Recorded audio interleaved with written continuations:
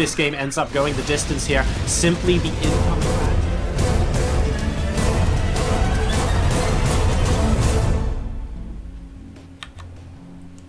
Who says we don't believe in second chances? Ladies and gentlemen, both of these players unfortunately suffering a loss in the upper bracket, but immediately getting a chance to qualify for the ASUS ROG tournament anyway, spawning in the 4 o'clock position as the red Zerg player. Ladies and gentlemen, representing Menace, it's ZhuGeLiang.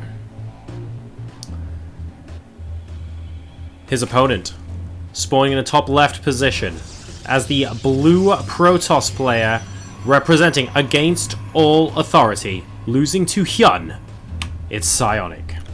And the winner of this match will go on to feature in the ASUS ROG main tournament in the 30th and 31st of July. So, pretty exciting times here. A lot of qualifying going on. I was a little bit lucky, actually, with the timing. I'm going to be perfectly honest here.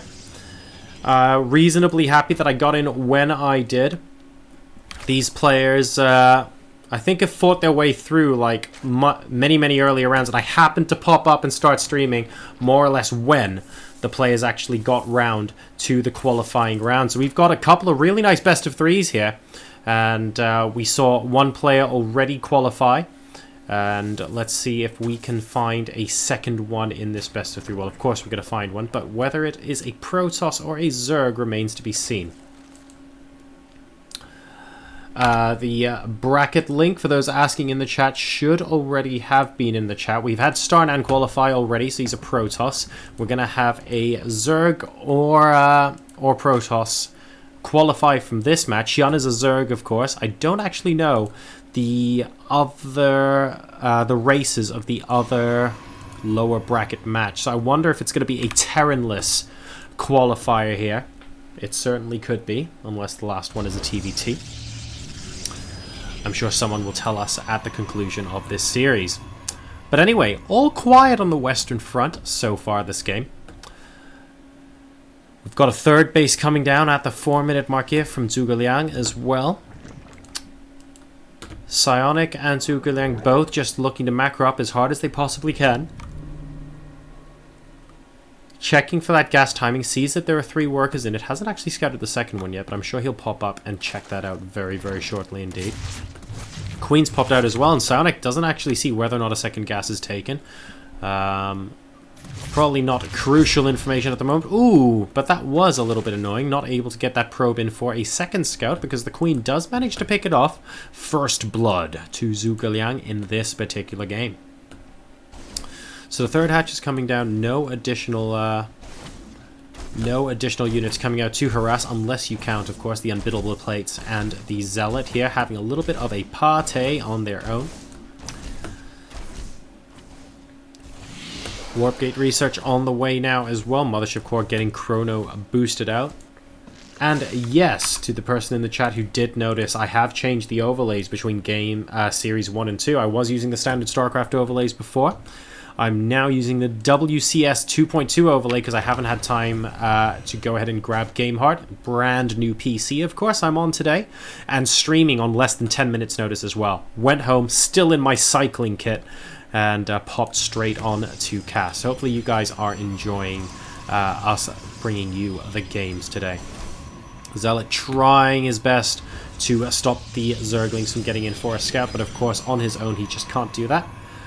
He also doesn't waddle very fast. He doesn't have charge at the moment, so he is just kind of chilling out, trying his best to get the odd swipe in, but to be perfectly honest, these Zerglings are just having way too much fun. They're having a time of their lives just running around everything at the moment. The Mothership Core, on the other hand, might have a couple of things to say. It looks like... Wow, I was going to say one of the Zerglings go down early. That's actually incorrect here. Zerglings managed to survive to live another day. Oh. Ow. Okay, well, that was abrupt. And they do manage to go down as well. Not before scouting absolutely everything, though. And we have got the +1 melee coming down here. So no signs of any quick roach play or anything like that popping out. In the meantime, back in Shea Protoss, still nothing too telling at the moment. We have got +1 coming down, so it's not going to be a quick a quick upgradeless all-in. That's about as much as we know right now, though. Choices of tech, we're taking a look around, but nothing has been revealed by Psionic just yet here in game number 1 on Coda. Stalker's going to go ahead and check out the bases. We'll see that the third one is going down. Actually spots a building that got cancelled. I'm not entirely certain what that was. And we have got the Roach Warren now coming down from ZhuGeLiang. So that's interesting because he did go for that melee upgrade. I mean, it's nearly done now, so I'm a little bit surprised. I want to see how that ends up synergizing with what he does next. I mean, we have got the Lings over here attempting a run, but he's going to wait until that +1, or at least I hope he's going to wait until that +1 completes. There's no sense trying to attack into a corner full of sentries when you, with Zerglings anyway, even if the +1 finishes. That's just useless, guys. So I like what he's doing here. He's keeping the units alive, and he's going for 4th hatch, and he's saying, well, hey, you're the player being defensive right now. You have a whole bunch of sentries and not much else. You're actually taking a 3rd base. You're not looking to kill me anytime soon. So why should I lose all my units? Why can't I just go ahead and try and out-macro you? And I think that's a very sensible approach. Starting to spread that creep now. The triple creep trimmer will be able to get out into the middle of the map. Ideally, sort of getting this creep out to about these locations here is going to be really, really useful for the Zerg player in this game. A hallucinated Phoenix is going to be able to spot most of what's going on here. And nothing too much out of the ordinary. That Queen's not going to be able to kill off that hallucination, but this one should be. Oh, maybe not. Alright, managing to escape just about, and we have got the 4th base now. While the drones are long distance mining at the moment, doesn't look like the Phoenix saw it. I don't actually think Psionic clicked on it as well. So no, he hasn't actually seen that just yet. I didn't notice the triple color danger sign there. That's kind of funky. It actually almost looks like a movie reel. Let's see if we have a round 2 by the Phoenix. It doesn't look like it, already losing all of its shields, so he's not going to be able to scout that with the air army.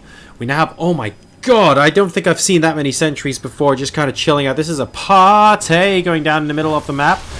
That's more than enough force fields to completely and utterly trap and kill off all of these units here. There's an observer with the army as well, so it looks like the Roaches are going to be toast too.